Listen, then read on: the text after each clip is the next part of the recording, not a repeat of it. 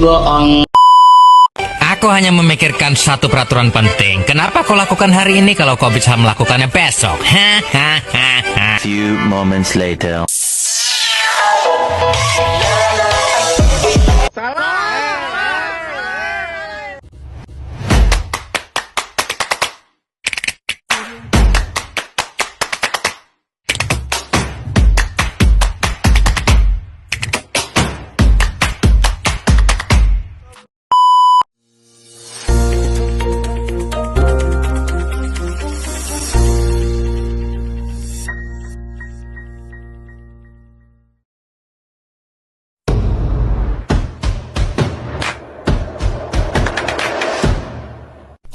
Oke, standby, kamera ready, sound ready, 3, 2, 1, action. Assalamualaikum warahmatullahi wabarakatuh. Saya Agung Wahyuda, jurusan FKIP dari Universitas Nahdlatul Ulama, Kalimantan Barat. Di sini saya akan menyampaikan tentang silsilah atau sanad keturunan dan keilmuan Imam Al-Syafi'i. Ada yang udah tahu apa itu silsilah atau sanad keturunan dan keilmuan Imam Al-Syafi'i? Silsilah keturunan Imam Al-Syafi'i. Nama lengkap beliau yaitu Abu Abdullah Muhammad bin Idris bin Al-Abbas bin Utsman bin Asy-Syafi'i bin Al-Muthalib bin Abdi Manaf. Keturunan dari Bani Al-Muthalib, cabang dari Bani Hashim atau suku Quraisy. Hubungan nasab dekat dengan Rasulullah SAW yaitu melalui jalur dari Abdi Manaf. Kalau dari pihak ibu atau suku Az yaitu Yaman, dikenal dengan keteguhan dan keberanian. Keluarga beliau juga dikenal cerdas, terhormat dan berakhlak mulia. Nah, adapun keturunan Imam Asy-Syafi'i itu melalui dari yang paling atas. Yang paling atas pertama adalah dari Abdi Manaf, yang kedua Al-Muthalib bin Abdi Manaf, yang ketiga Hashim bin Al-Muthalib, yang keempat Ubaid bin Abdi Aziz, yang kelima Asy-Sya'i bin Ubaid, yang keenam Asy-Syafi'i bin As-Sa'id, yang ketujuh Utsman bin Asy-Syafi'i, yang kedelapan Idris bin Al-Abbas, dan yang terakhir Muhammad bin Idris atau Imam Al-Syafi'i. Di sini ada juga hadis tentang kemuliaan nasab. Bunyinya, sesungguhnya Allah telah memilih Ismail dari keturunan Ibrahim, dan dari Bani Hashim memilih aku.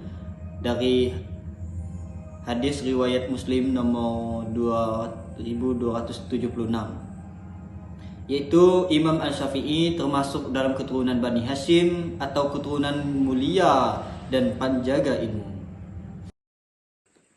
Nah, adapun sanad keilmuan Imam Al-Syafi'i, yaitu beliau belajar dari Mekah, Madinah dan Irak. Guru-guru utamanya yaitu Muslim bin Khalid bin Az-Zanji atau Mufti Mekah. Yang kedua Imam Malik bin Anas, pendiri mazhab Maliki. Yang keempat Sufyan bin Uyainah atau ahli hadis besar. Dan yang terakhir Fudail bin Iyad atau ulama zuhud dan saleh. Sanad keilmuan beliau bersambung dengan para sahabat Nabi SAW.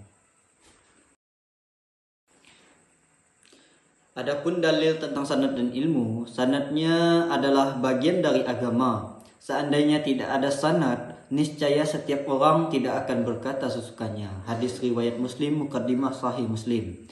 Nah, dari dalil tersebut itu menunjukkan bahwasanya pentingnya sanad sebagai jaminan kemurnian ilmu dan Islam.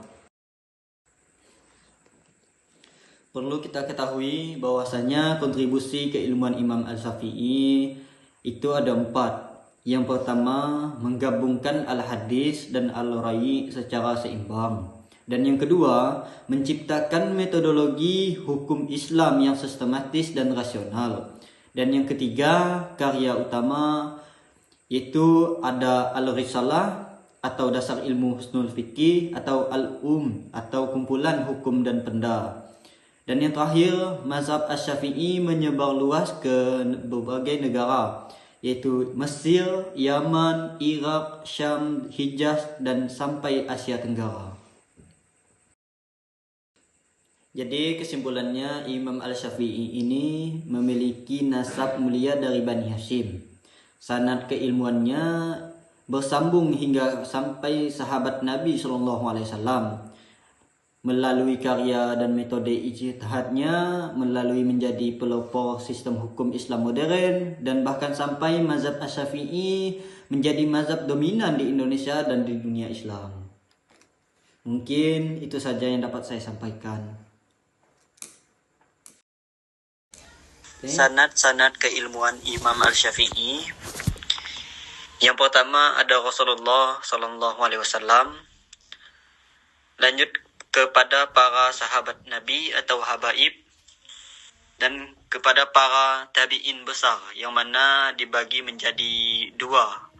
Ada ummah dan ulama. Ummah itu ada Ummahid Malik bin Anas, dan yang ulama itu ada ulama Kufah dan Binhal Ain Iyami. Barulah lanjut kepada Imam Muhammad bin Idris Al-Asya. Di sini ada 3 aktivitas keilmuan paling penting Imam Syafi'i. Berikut adalah 3 aktivitas keilmuan Imam Syafi'i paling penting. Yang pertama yaitu menghadiri majelis kajian, yang mana Imam Syafi'i sudah giat menghadiri berbagai halaqah majelis ilmu sejak beliau di Mekah dan masih berstatus sebagai pelajar. Para ulama adalah orang-orang yang mencintai ilmu, membaktikan hidup mereka di dalamnya.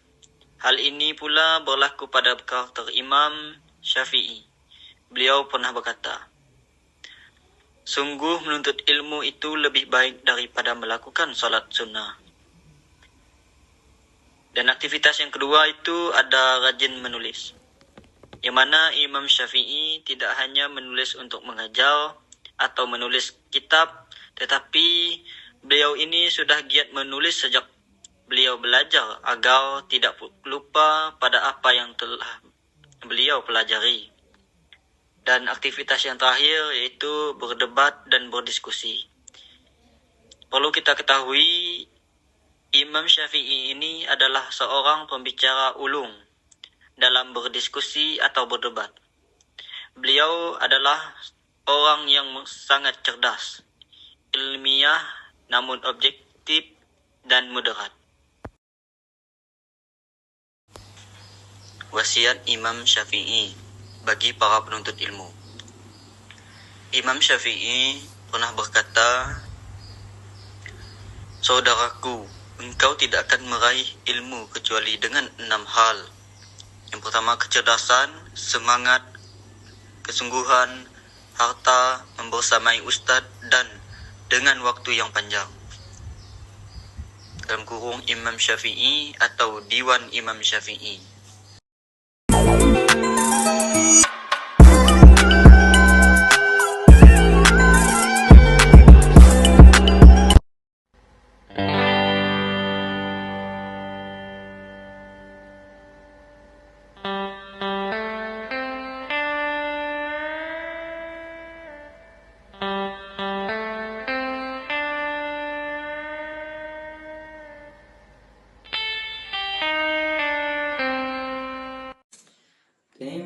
Wassalamualaikum warahmatullahi wabarakatuh.